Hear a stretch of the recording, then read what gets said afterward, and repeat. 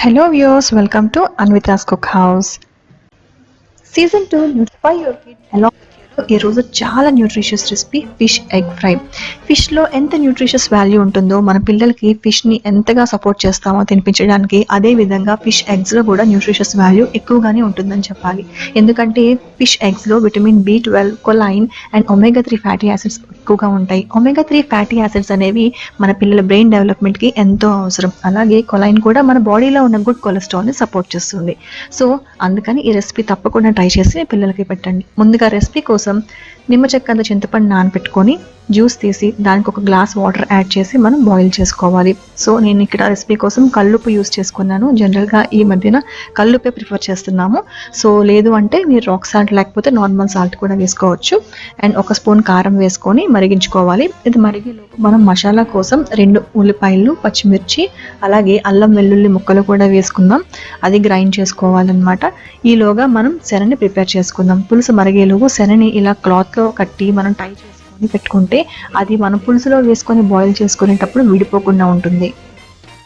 ఇది పెద్ద ప్రాసెస్ ఏం కాదు. నాటింగ్ అనేది పెద్దగా ఏం అవసరం లేదు. జస్ట్ ఆ ఓల్డ్ క్లాత్, కాటన్ క్లాత్లో మనం శనని చుట్టుకొని దారంతో టై చేసుకుంటే సరిపోతుంది. లేదు అంటే ఇదంతా చేయలేము అంటే నార్మల్గా మనకి ఫిష్లో ఉండే శనని ఇలా మనం పులుసులో కూడా డైరెక్ట్గా వేసుకోవచ్చు. కాకపోతే కొంచెం ఆ ఎగ్స్ అనేవి డిస్పర్స్ అవుతాయి అంతే. సో వాళ్ళ లిడ్ క్లోజ్ చేసుకొని 10 to 15 minutes పాటు మధ్యలో స్టిర్ చేసుకుంటూ బాయిల్ చేసుకోవాలి, ఫ్లేమ్ లోలో పెట్టుకొని. సో ఇలా అటువైపు ఇటువైపు మనం ఫ్లిప్ చేసుకుంటూ స్పాన్ లేదా ఫిష్ ఎగ్స్ని ఫ్రై చేసుకుంటేనే ఆల్ సైడ్స్ ఈక్వల్గా కుక్ అవుతుంది. సో ఇలా అంతా బాయిల్ అయ్యేటప్పటికి 5 to 10 minutes పడుతుంది. సో ఇప్పుడు మన fish eggs ready to fry అనమాట. సో ఇలా మనం క్లాత్ ఎగ్స్ని పక్కన పెట్టుకొని స్లోగా చల్లారిన తర్వాత మనం కట్టుకున్న నాట్ ఓపెన్ చేసి రిమూవ్ చేసుకొని పెట్టుకోవచ్చు.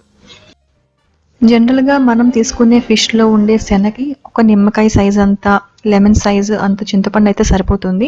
సో ఆ చింతపండుని మనం జ్యూస్ చేసి పెట్టుకొని దానికి మళ్ళీ extra 1 glass of water use చేసి మనం బాయిలింగ్కి వచ్చిన తర్వాత ఇలా రా ఫిష్ ఎగ్స్ని వేసుకోవాలి. 1 glass ఆఫ్ వాటర్ కూడా ఎందుకు వేసుకోవాలి అంటే మనం ఫిష్ ఎగ్స్ని ఇందులో వేసినప్పుడు at least more than half of the fish eggs అయినా డిప్ అవ్వాలి కాబట్టి, కుక్ అవ్వాలి కాబట్టి ఇంకొంచెం వాటర్ కూడా యాడ్ చేసుకోవాలి అని చెప్తున్నాను. సో ఇలా 15 minutes 10 minutes బాయిల్ కుక్ అయిపోయిన తర్వాత మనం ఇలా ఓపెన్ చేసుకొని మనం నాట్ చేసి పెట్టుకున్న ఫిష్ ఎగ్స్ని ఇలా స్లైసెస్ కింద కట్ చేసుకుంటే విడిపోకుండా ఫ్రై చేసుకున్నప్పుడు బాగుంటాయి. లేదు అంటే మీరు పుట్టులా చేసుకొని పొరట్లా వేసుకోవాలి అనుకుంటే అలా పొరట్లా కూడా మొత్తం స్క్వీజ్ చేసి చేతితో స్మాష్ చేసుకొని వేసుకోవచ్చు.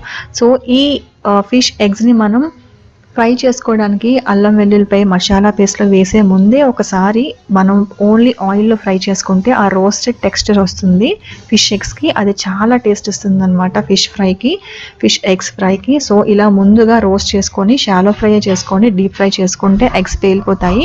సో ఇలా రోస్టెడ్గా ఫిష్ ఎగ్స్ ఫ్రై చేసుకున్న తర్వాత ఇప్పుడు మనం మసాలా పట్టించడం కోసం అని చెప్పి 4 to 5 tablespoons ఆయిల్ వేసి అల్లం వెల్లుల్లి అలాగే ఉల్లిపాయ పేస్ట్ చేసి పెట్టుకున్నాం కదా, అది పచ్చివాసన అంతా పోయే వరకు వేయించుకోవాలి. మీడియం లేదా లో ఫ్లేమ్లో పెట్టుకొని వేయించుకోవాలి.